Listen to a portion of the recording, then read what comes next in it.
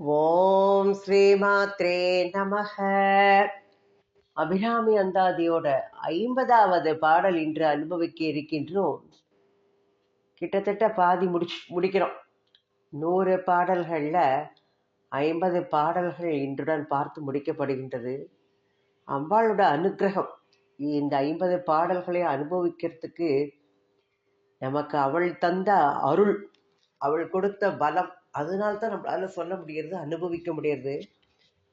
இந்த 50வது பாடல்ல போன இதுல என்ன சொன்ன, இசை வடிவாய் நின்ற நாயகி அப்படின்னு பார்த்தோம். இந்த இதுல அந்த நாயகியை வச்சு எப்படி 11 நாமாக்களை ரொம்ப அழகா வருஷப்படுத்தி சொல்றார். ஏன்னா அபிராமி பட்டர் லலிதா சஹஸ்ரநாமத்தை சொல்லி அப்படியே அது மனசுக்குள்ள அப்படி உள்வாங்கி அம்பாளை மனசை நிறுத்தி தியானம் பண்ணி அர்ச்சனை பண்ணி பூஜை பண்ணினவர். அவருக்கு இந்த அபிராமி அந்தாதிலையும் அவங்களோட கொஞ்சம் நாமாக்களை சொல்லி நம்ம சொல்லி பார்ப்போமே அப்படின்னு அவருக்கு தோன்றது. இப்ப எத்தனை நாமாக்கள்? 11 நாமாக்கள் எடுக்கின்றார். இந்த அத்தனை வடிவமாக இருக்கக்கூடியவள் ஒவ்வொரு நாமாவை சொல்லும் போது அந்த வடிவத்தை அவர் நினைத்து பார்த்து மனசுக்குள்ள அப்படியே இன்பத்தை அடைகின்றார். அதனால இந்த நாமாக்கள் அவர் சொல்லும் போது நமக்கே இதா இருக்கு. ஏன்னா கலியுகத்துல நாமஸ்மரணை அதுதான் பக்தி செய்வதற்கு சிறந்த இது. அந்த நாமங்கள் சொல்ல சொல்ல தியாக என்ன பண்ணினார், ராம ராம ராம ராம ராமன் அந்த நாமாக்களையே சொன்னார். ராமாவை சொல்லி சொல்லி சொல்லியே அவர் அந்த ராமரையே கண்ணுக்கு முன்னால பார்த்து அப்படியே இது பண்ணினவர். அந்த ராம ஞாபம் சொல்வதற்கும் எளிது. சிவ சிவ சிவ சிவ சொல்லலாம், ராம ராம சொல்லலாம். இப்ப ராம நாமம் மாதிரி அந்த மாதிரி நாமங்கள். ஏன்னா அம்பாள் நாம பாராயண பிரீதா, லலிதா சஹஸ்ரநாமத்துல பார்த்திருக்கோம். நாமம் பண்ணுவதாலேயே அவளுக்கு அவ்வளவு சந்தோஷமாக கூடியவள் அவள் அந்த நாமத்தை. அதனால இவர் கொஞ்சம் சொல்லி பார்க்கிறார். அந்த சொல்ல சொல்ல அவருக்கு இந்த 11 நாமாக்களை மட்டுமாவது எடுத்து சொல்றாரு. அவர் நாயகி, நான்முகி, நாராயணி, கை நளின பஞ்ச சாயகி, சாம்பவி, சங்கரி, சாமளை, சாத்தி நச்சு வாயகி, மாலினி, வாராகி, சூலினி, மாதங்கி என்று ஆய கியாதி உடையாள் சரணம் அரண் நமக்கே.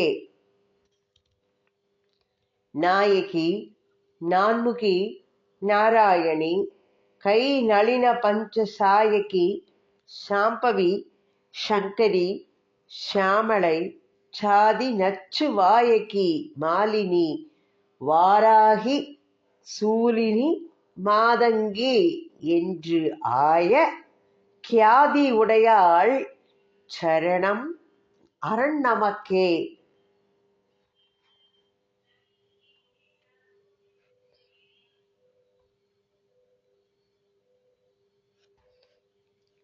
நாயகி, நான்முகி.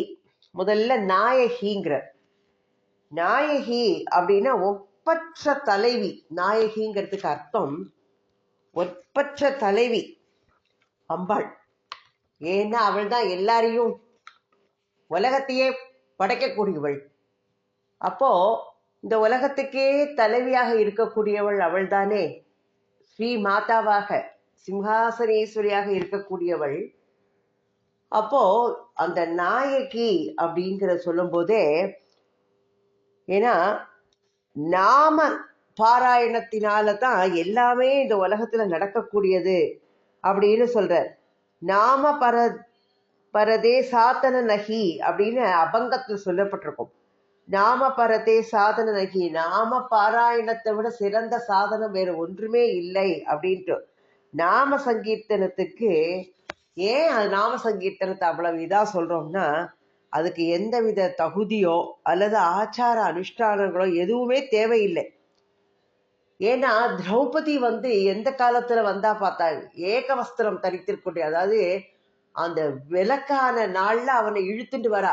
அந்த காலத்திலேயே கோவிந்தனை கூப்பிட்டு அவ சொன்ன நாமந்தான் அவளை காப்பாத்திட்டு. அப்போ நாம எந்த காலத்திலையும் எந்த நேரத்திலையும் நாமம் சொல்வதற்கு இதே பண்ண வேண்டாம். எந்த வித ஆச்சார அனுஷ்டானங்கள் பார்க்க வேண்டாம். கஜேந்திரன் ஆதி மூலமே கொட்டார். பிரகலாதன் அழகா சொன்னார்.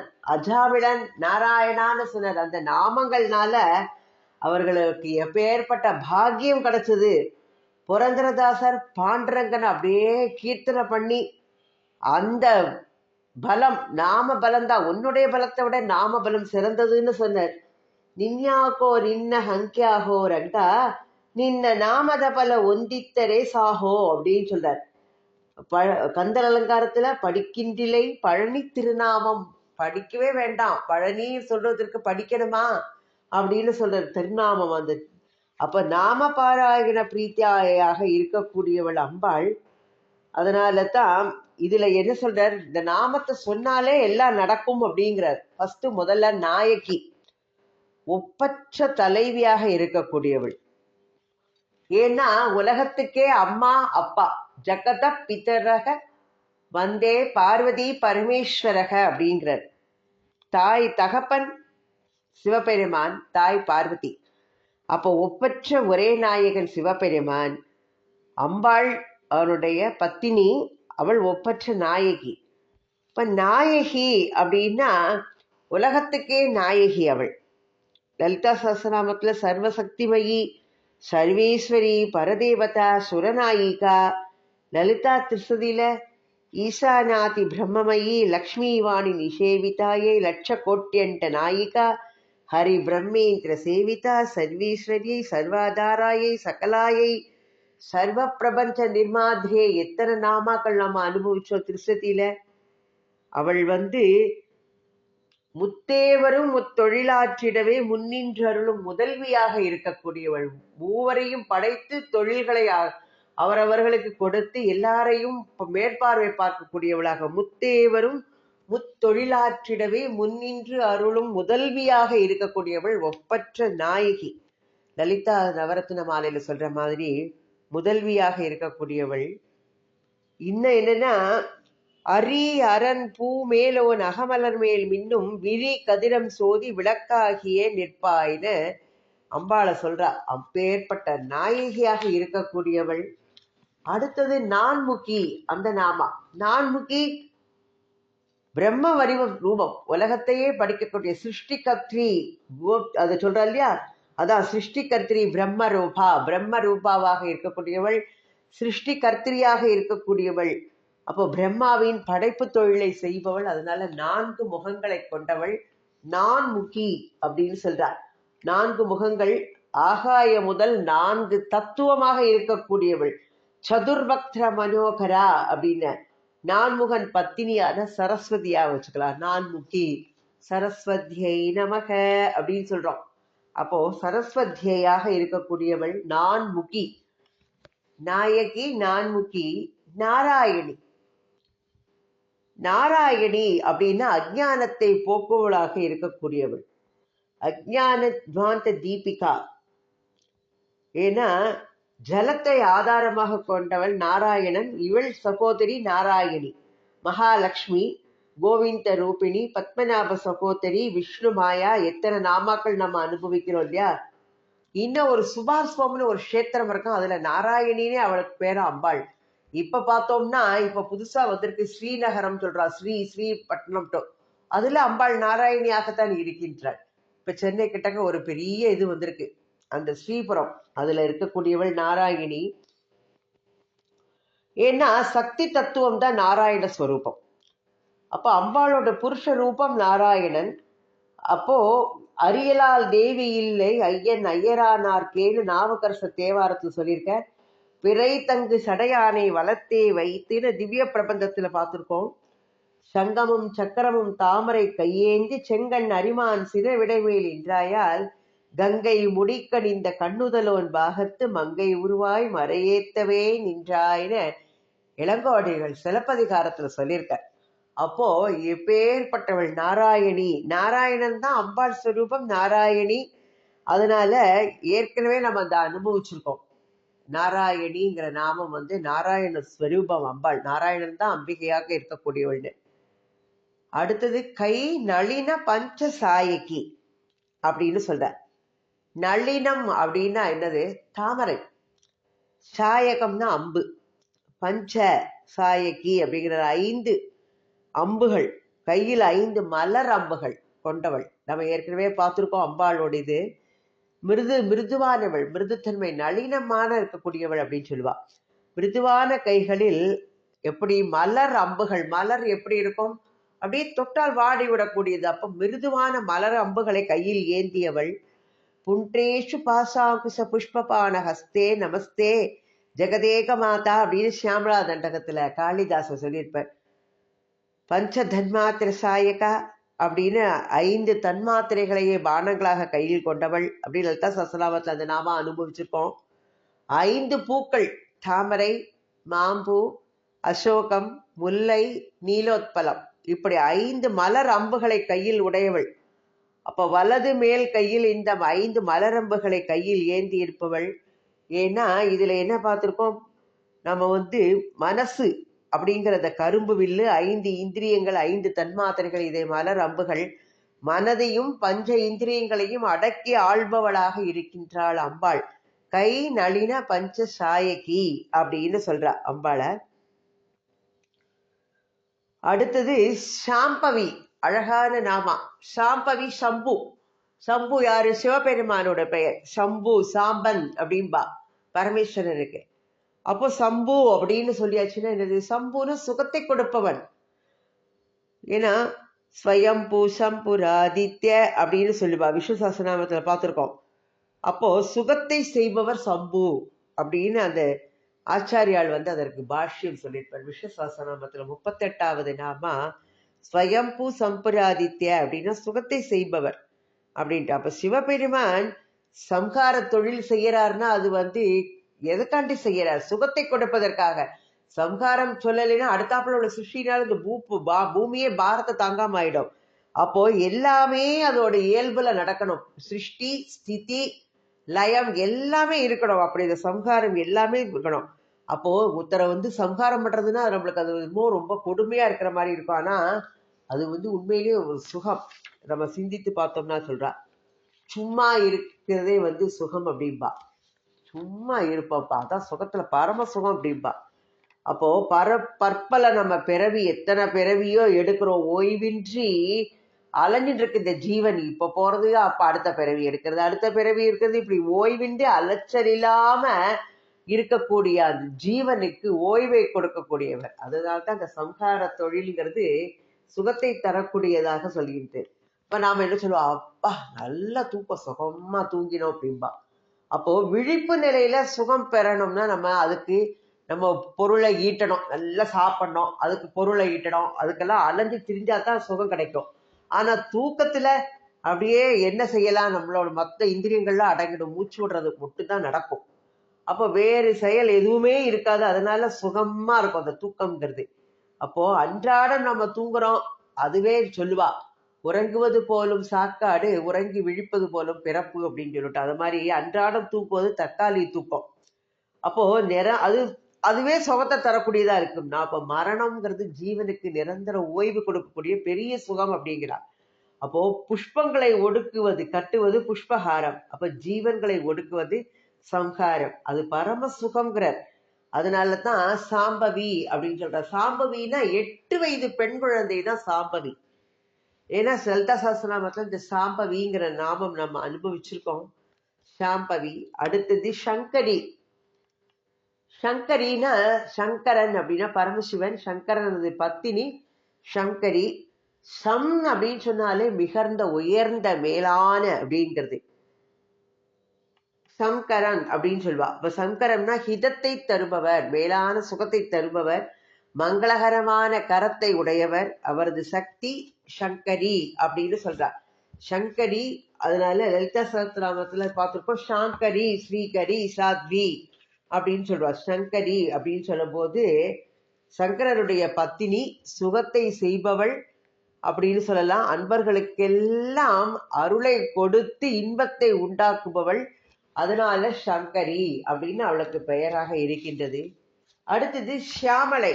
இது எத்தனாவது நாமா? 7வது நாமா. இப்ப நாயகி, நான்முகி, நாராயணி, கை நளின பஞ்சசாயகி, சாம்பவி, சங்கரி, ஷியாமளை 7வது நாமா அவளோடது. மொத்தம் 11 நாமா சொல்ற இதுல 7வது நாமா ஷியாமளை அப்படின்னு பார்த்தா ஷியாமலா தண்டகம் நாம பார்த்திருக்கோம். பசுமை கலந்த கருப்பு நிறமுடையவள் ஷியாமளை அப்படின்னா. அம்பாளோட திருநாமங்கள் ஷியாமலா தண்டகம் காளிதாசன் அழகா சொல்றார்.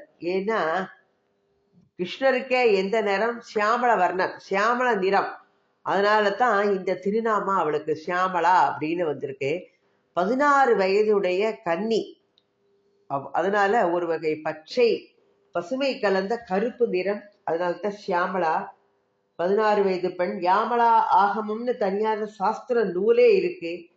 அதனால அவள் புகழப்பட்டவள். அதனால ஷியாமளை. ஷியாமாபா அப்படின்னு லலிதா சஹஸ்ரநாமத்தில் நாமம் பார்த்திருக்கோம்.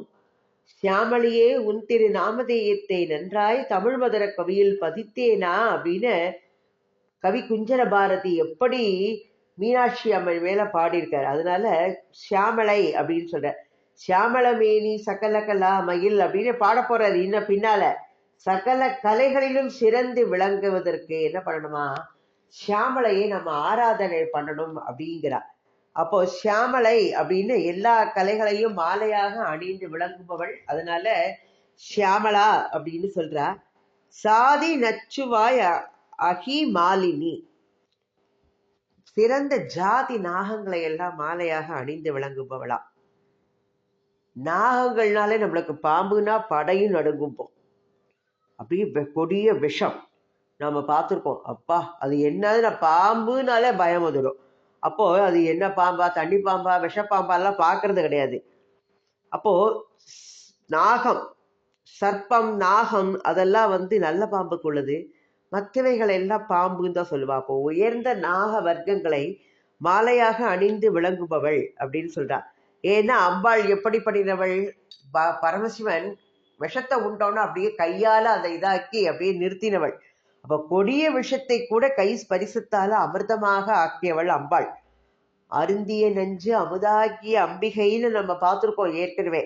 அதுல அம்பாள் எப்படி பகவான்கிட்ட சொல்றதுக்கு முன்னாலேயே சொல்லாமலேயே பார்க்கடல கடைஞ்சா. ஆனா நஞ்சு வந்தோடனே போய் பகவானை சரணடைஞ்ச உடனே பகவான் அப்படியே அதை உருட்டி எடுத்து இப்படி விழுங்குற.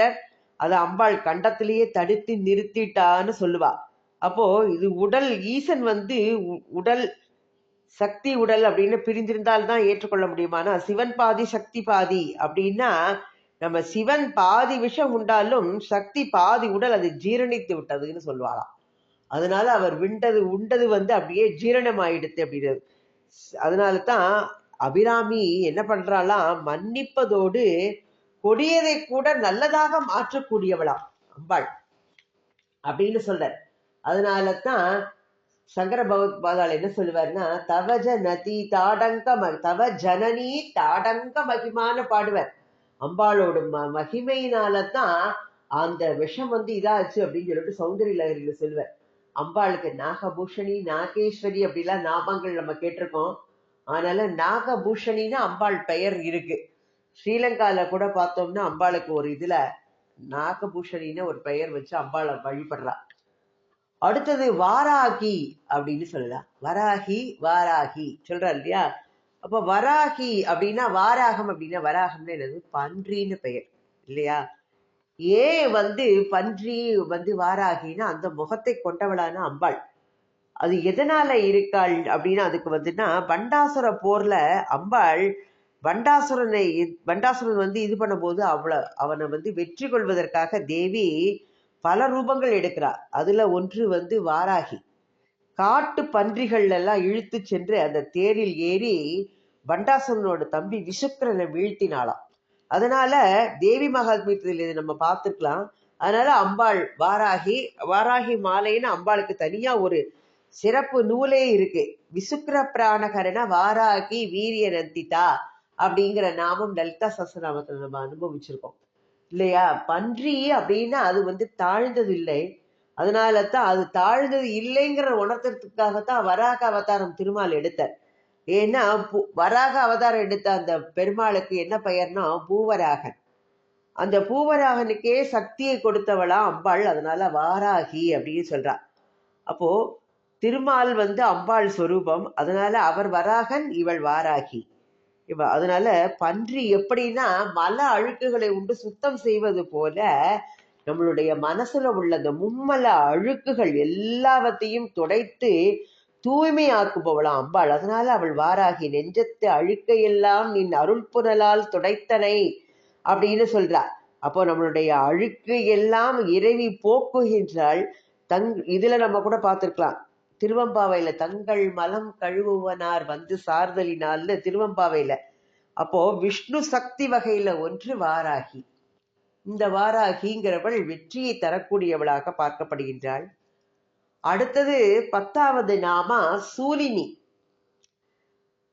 சூலினினா சூலத்தை கையில் தரித்திருப்பவள், அதனால சூலினி. அது என்ன சூலம்? முத்தலை சூலம். அம்பாள் கையில பார்த்தோம்னா முத்தலை சூலம் கையில வச்சுட்டு இருப்பா. அப்போ முச்சூலம் அப்படிங்கிறதுனா நம்மளுடைய மும்மலத்தையும் நீக்குவதற்காக அவள் கையில் வைத்துக் கொண்டிருக்கின்றாள். கெட்டதை அழிப்பதற்குன்னு மட்டும் எடுத்துக்கூடாது, நம்மள்ட்ட இருக்கிற மும்மலத்தையும் அழிப்பதற்காக. அப்போ மும்மலங்கள் சூலத்தினால் அன்றி ஒழிக்கப்பட முடியாத கொடிய வலிமை. அவள் சூலத்தை கொண்டு அழிக்கத்தான் முடியும். நம்மளுக்கு ஒரு மருத்துவர் ஒரு இது பண்றார், கை கால் ஏதோ பற்றுத்தோ, அவர் ஒரு இடத்து என்ன பண்றாரு, கத்திரிக்கோல் எடுக்கிறார், ஆப்ரேஷன் பண்ணும் போது வெட்டுறார், ஊசி வைக்கிறார், தைக்கிறார். இதெல்லாம் செய்யும் போது அவர் கொடிய ஆயுதத்தை எடுத்தா நம்மளை கொல்வதற்காகவா? இல்ல, நம்மளை காப்பாற்றுவதற்காக, நம்மளுக்கு நல்லது செய்வதற்காக. அத போலத்தான் அம்பாளும் பயங்கர ஆயுதங்களை எல்லாம் கையில வச்சுட்டு இருக்கான்னா அது பயப்படுத்துறதுக்காக இல்ல, எல்லாருமே. ஏன்னா நம்ம கிட்டக்க எதுவுமே கெட்டது இல்லைன்னா நம்ம யாரை கண்டே பயப்பட வேண்டாம். யாராவது ஒரு கெட்டவன் திருடன் வந்தான்னா, போலீஸ்காரர் வர்றாருன்னா பயப்படுவான். நம்மளுக்கு அந்த பயமே வேண்டாம். நம்மளுக்கு எல்லா கொடிய அரக்கர்கள், இந்த மும்மலங்கள் எல்லாவற்றையும் காப்பதற்காகத்தான் அம்பாள் அந்த கொடிய அசுரர்களிடமிருந்து நம்மளை காப்பதற்காக அந்த ஆயுதங்களை எல்லாம் வைத்து கொண்டுள்ளாள். அதனால தான் தன்னை அழித்த அடியவரை தாங்கும் தெய்வ தன் அமுது அம்பாள் சூலாய் அப்படின்னு சொல்றா. சூலாயுத சம்பன்னான லலிதா சஹஸ்ரநாமத்துல நாம அந்த நாமாவும் அனுப்பிச்சிருக்கோம். அதனால நம்ம பயப்படவே வேண்டாம். நம்ம எந்த தப்பு பண்ணல, நம்மளுக்கு துஷ்டர்கள் கண்டால் பயம் இல்லை. அம்பாள் நம்மளை காப்பாத்து அருள்வாள். இன்னொன்னு சூலினி அப்படின்னா கர்ப்பமாக உள்ள பெண்களை கூட சூலினிம்பா. ஏன்னா அம்பாள் எதனாலன்னா 14 உலகங்களையும் வயிற்றுக்குள்ள அடைத்து காத்து ஈன்றவள் இல்லையா, ஜெகத் ஜனனியாக. அதனால தான் அம்பாளுக்கு சூலினின்னு ஒரு பொருள் சொல்லலாம். அப்படியும் புவியும் இரு விசும்பும் நின் அகத்தே அப்படின்னு சொல்வாரு. அவ்வளத்தையும் வயிற்றில் தாங்கி அம்பாள் அண்ட சராசரங்களையும் படைத்தவள். கண்ணன் வாயுள் உண்ட அண்ட சராசரங்கள். அதனால அம்பாளும் அப்படித்தான், எல்லாமே அண்ட சராசரங்களில வயிற்றுக்குள் தாங்கி அதை அவள் படைத்தவள் அப்படின்னு சொல்றா. அதனால அண்ட பிண்டங்களை அவள் வயிற்றுள் அடக்கி வைத்திருப்பதால் உலகையே சூழ் கொண்ட சூலினின்னு அவள் அப்படியே சொல்லலாம் அப்படிங்கிறார். அடுத்தது 11வது நாமா மாதங்கி. மதங்கர் குல பெண்களில் தோன்றியவள் அப்படின்னு சொல்வா. ஏன்னா ஷியாமளா தண்டகத்திலே சொல்லப்படுகின்றது மாதங்கி. மாதா மரகதசியாமா மாதங்கி அப்படின்னு ஷியாமளா தண்டகத்துல காளிதாசன் சொல்றான்னு நம்ம அனுபவிச்சிருக்கோம். மதங்க முனிவர் அது மகளாக பிறந்தவள். மதங்கர் குலம் அப்படின்னா இசைக்கின்ற குலம். அந்த மதங்கர் குலத்தில் பெண்ணாக அவதரித்தவள். இசை வடிவிலின்ற நாயகியேன்னு பார்த்தோம். மதங்கர் குல பெண்களில் தோன்றிய எம்பெருமாட்டின்னு பின்னால அம்பாளை பத்தி இன்னும் பாட போறார். மாதங்கி வேதம் சொல் பேதை நெடுநீலின்னு திருப்புகழ்ல ஒரு பாடல் இருக்கு. ஷியாமளா தண்டகம் பார்த்திருக்கோம். மூவ பஞ்சசதி நம்ம அனுபவிச்சிருக்கோம். ஸ்துதி சதகத்துல 80வது பாடல்ல திரையம்பக குடும்பினீம் திரிபுர சுந்தரீம் இந்திராம் புலிந்தபதி சுந்தரீம் திரிபுர பைரவீம் பாரதீம் மதங்க குலநாயிகா மகிஷமர்தினி மாத்ருகாம் பணந்தி விபுதோத்தமா விகிருதிம் ஏவ காமாட்சிதே அப்படின்னு சொல்ற. அப்போ மகாலட்சுமியாக இருக்கக்கூடியவள், சரஸ்வதியாக இருக்கக்கூடியவள். அதையெல்லாம் மகாலட்சுமி எப்படி சரஸ்வதியும் லட்சுமியும் நேத்திரங்களாக உடையவள் காமாட்சி. அதனால மானா செல்வம், செல்வத்தின் ஒரே இருப்பிடமானவள் மாதங்கி. அம்பாள் வேறு மகாலட்சுமி வேறுன்னு சொல்ல முடியாது. சரஸ்வதி எல்லாம் ஒண்ணு. இருவரும் ஒரு உருவமாக காட்சி அளிப்பவளாக அம்பாள் இருக்கின்றாள். 2 பேரையும் 2 கண்களாக கொண்டு ஒரே உருவமாக காட்சி தரக்கூடியவள். சச்சாமர ரமாவாணி சவ்ய தட்சிண சேவிதா அப்படின்னு லலிதா சாஸ்திரநாமத்தில் பார்த்துருக்கோம். லக்ஷ்மி வாணி நிஷேவிதான்னு லலிதா திருசதியில் அனுபவிச்சிருக்கோம். இவர்களால துதிக்கப்படுவள்னா எல்லாருமே ஒரே அவதாரமாக ஒரே சக்தியாக இருக்கக்கூடியவள் அம்பாள். இப்படிப்பட்ட 11 நாமாக்களை சொல்லி ஆய கியாதி உடையாள் சரணம் அரண் நமக்கே. கியாதி அப்படின்னா புகழ். அம்பாளுக்கு 1000 நாமங்கள் இருக்கு. அந்த 1000 நாமங்கள்ல எப்படின்னா அந்த ஒரு 11 நாமங்கள்ல எடுத்துக்கொண்டு அப்படியே எசன்ஸ் அந்த பழங்கள் அதை எடுத்து அது சாறு போல நம்மளுக்கு அப்படியே பிழிஞ்சு எடுத்து இருக்காரு, இதை குடிச்சுக்கோ அப்படின்ட்டு. அப்போ 11 எப்ப ஏற்பட்ட இது 11 நாமங்கள் இது உச்சரிப்பவர்களுக்கு அம்பாள் உயர்ந்த எவருக்கும் கிட்டாத பெரிய பாக்கியத்தை தருவாளாம். இந்த பாடல் அம்பாளோட கீர்த்தி.